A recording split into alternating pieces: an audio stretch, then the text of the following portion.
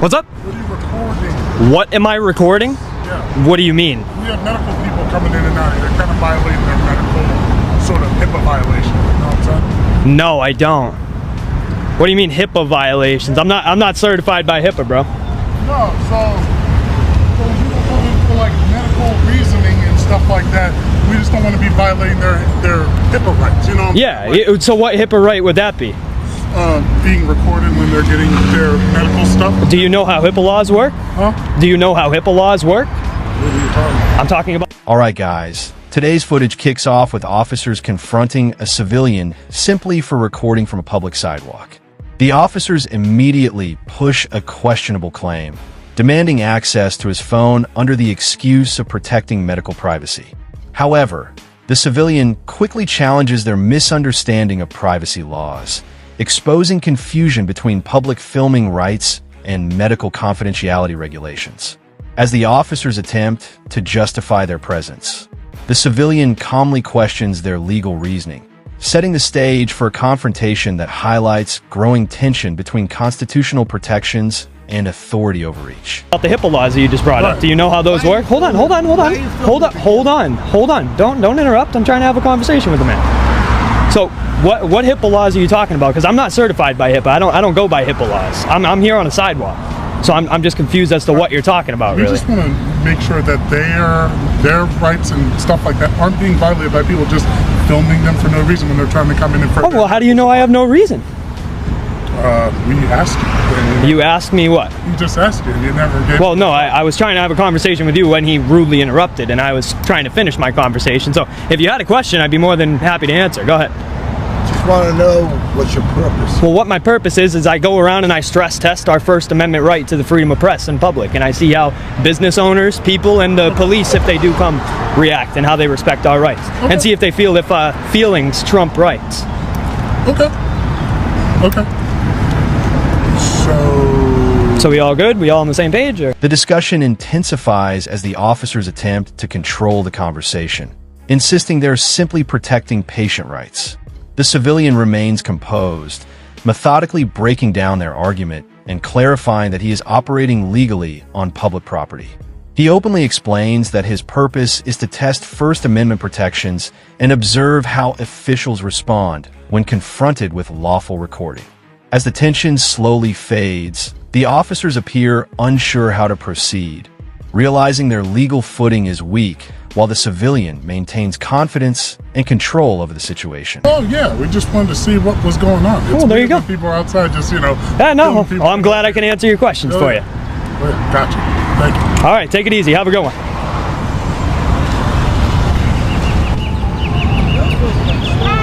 How you doing? How are you? Oh, I'm doing just fantastic. I'm loving it. I'm having a great time out here. Nice, beautiful weather. Not too hot, not too cold. I'm sure you're doing much better now. Oh, not yet. Couple minutes. Give it a few. Yes, ma'am. Have a good one. What? Who am I filming for? For me. Have a good one. Oh boy.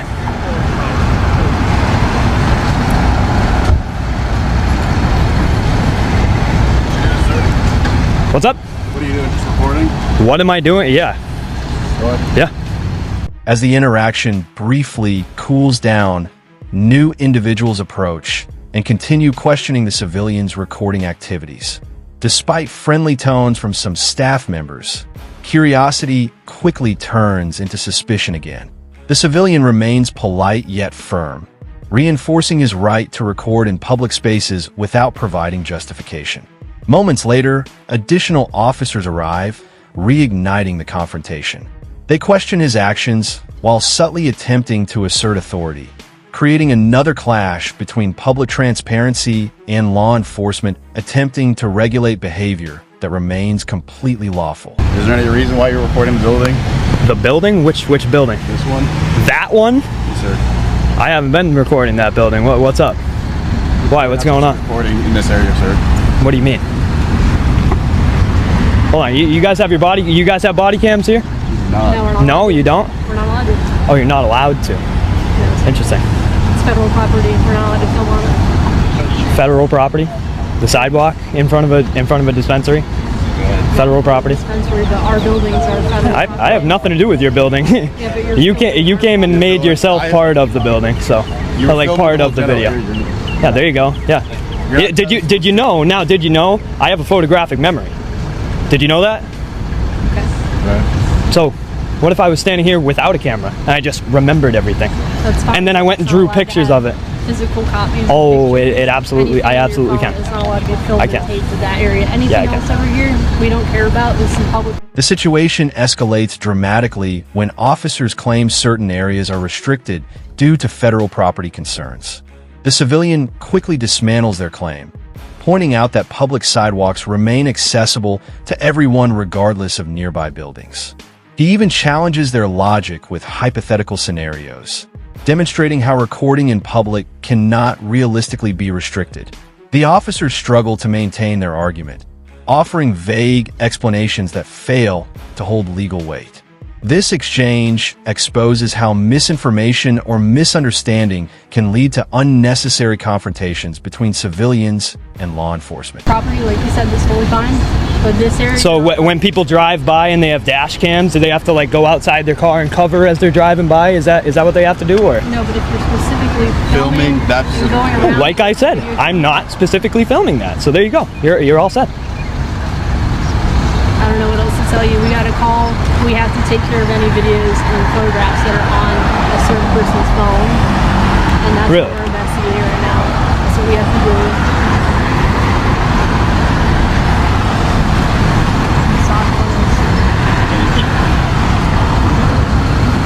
Just get up and tight. Yeah, you guys want to, what, you have like a sergeant or a supervisor out here? The sergeant's right behind us. Oh, yeah, we're that's, gonna it's that guy. Oh yeah, please, No, yeah. it's not him. It's a female.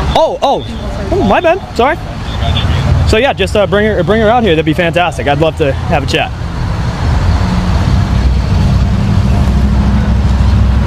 Thought you had me there, didn't you? As officers continue attempting to justify their demands, they reveal their true intention, claiming they need to investigate and potentially remove footage from private devices. This revelation significantly escalates the seriousness of the encounter.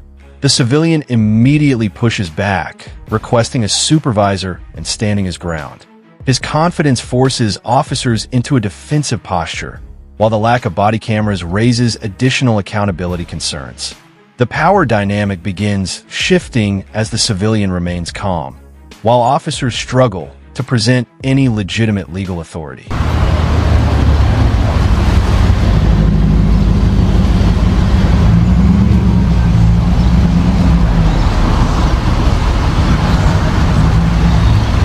Wow, 1, 2, 3.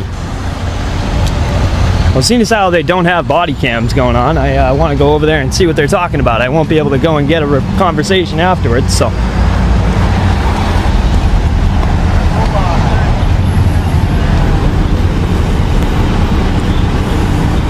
Hey, this ought to be really good for a weed business, don't you think?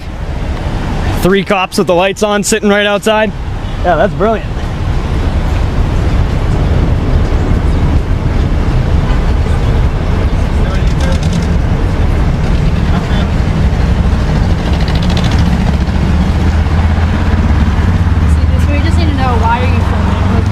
You just hold on.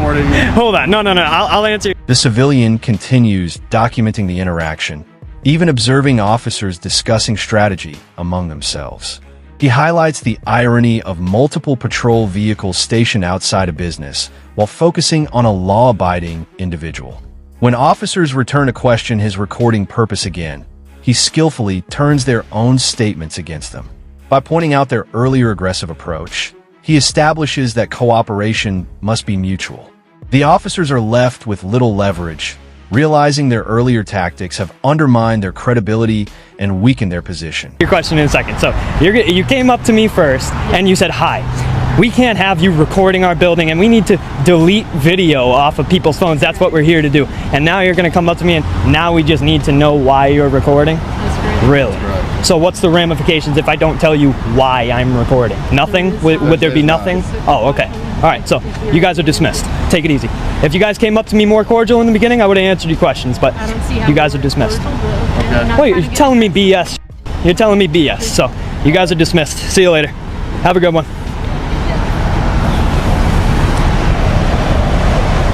Great for a weed business, though. 3 cops with the lights on sitting right outside in front. That's great. You must really care about them. Hey sir, how's it going? Hi, how are you? Good. Are you filming for like a certain reason? Like I said, I'm not gonna give any answers. I have no more answers for any more questions. That's fine. I just wanted to make sure everything was okay. If you were doing a project. A supervising officer finally steps in with a noticeably calmer and more professional tone. She attempts to reset the interaction by asking simple clarification questions rather than issuing demands. The civilian acknowledges that respectful communication could have resolved the situation earlier. However, he refuses to answer further questions, emphasizing how initial intimidation destroyed any trust. He then requests badge identification, reinforcing accountability standards. This moment demonstrates how professionalism and respectful communication can dramatically change the direction of law enforcement encounters. Or something. We just like to check it out, make sure everybody's okay. And I mean, that if you had said that, Yeah. I would have answered your questions. I would have answered your questions, but you came over here and you tried to strong arm me and BS me to make me crumble under your will, and that's not what I'm going to do. that's okay. You know So what? you guys got anything else for me? No. What was your name and badge number? Simmons. Simmons. Yep. Badge number. I mean, it doesn't Shield number. really matter. No, it does. It absolutely does. 728. Located 692. 798. What was your last name? Sabins. Sabins. Thanks. All right, you guys have a good day. Take it easy. You guys are dismissed. As the encounter concludes, the footage delivers a powerful message about civil liberties and public accountability. The civilian reminds viewers that officers can legally use deception during interactions, making legal awareness essential for protecting constitutional freedoms. This confrontation showcases how quickly rights can be challenged when authority is misunderstood or misused. The documentary closes by urging viewers to stay informed, record responsibly, and support awareness efforts. Ultimately, knowledge and documentation remain the strongest defense against potential misconduct in modern public interactions.